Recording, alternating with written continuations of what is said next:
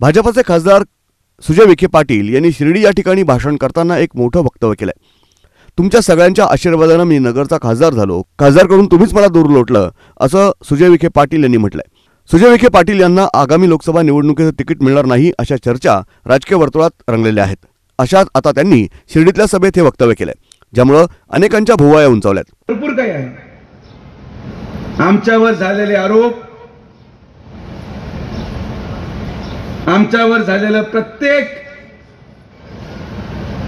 आरोपाला मी 2 महिन्यानंतर उत्तर देईन. मला लोकसभेची व्यस्तता आहे. तुमच्या सगळ्यांच्या आशीर्वादामुळे 37 वर्षामध्ये खासदार झालो, काम करू शकलो. तुम्हीच तुमच्या आशीर्वादाने तुमच्यापासून मला लांब लोटलं.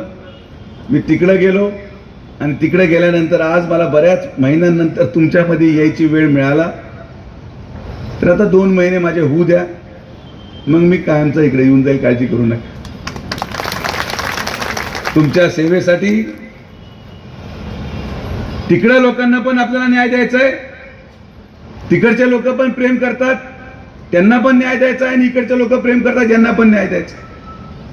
आणि त्यामुळे तिकडे पण तितकंच काम करतोय, इकडे पण तितकंच काम करतोय. आणि हे काम करत असताना आपण महिलांना सक्षम करण्याचा निर्णय घेऊन आज या ठिकाणी पुढे जात आहोत. आरोप प्रत्यारोप प्रत्येक लोक करतात. कोणी भ्रष्टाचाराचा आरोप करतं, कोणी विकास कामाचा आरोप करतं.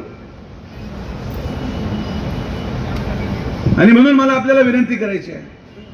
आज मुकुंदाना मी सदाफळ मी सत्कार का नाही घेतला याचं कारण तुम्हाला मी सांगतो. यापुढं आपल्याला प्रत्येक आरोपाला काय उत्तर द्यायचं हे मी तुम्हाला कसं द्यायचं हे सांगतो. यापुढे मी आल्यानंतर मी नामदार साहेबांचं सांगू शकत नाही, पण यापुढे त्याच कार्यकर्त्याच्या हस्ते मी स्वीकार सत्कार घेईल ज्यांनी किमान 10 डोल तरी केले असतील. अहमदनगर दक्षिण लोकसभा मतदारसंघाचे विद्यमान खासदार सुजय विखे पाटील यांच्या उपस्थितीत शिर्डीजवळ असलेल्या राहता शहरात महिला बचत गटाचा साहित्य आणि निधी वाटपाचा कार्यक्रम संपन्न झाला. यावेळी बोलताना त्यांनी सूचक विधान केलंय. आमच्यावर झालेल्या प्रत्येक आरोपांना मी 2 महिन्यांनी उत्तर देईन. सध्या लोकसभेची व्यस्तता आहे. शिर्डी मतदारसंघातील जनतेच्या आशीर्वादानं मी खासदार झालो आहे. मात्र खासदार करून तुम्हीच मला लांब लोटलंय. माझे 2 महिने होऊ द्या, नंतर मी कायमचा इकडे शिर्डीत येईन. काळजी करू नका, असं वक्तव्य केल्यानं सुजय विखे यांना नेमकं काय म्हणायचंय असा प्रश्न सर्वांना पडलाय.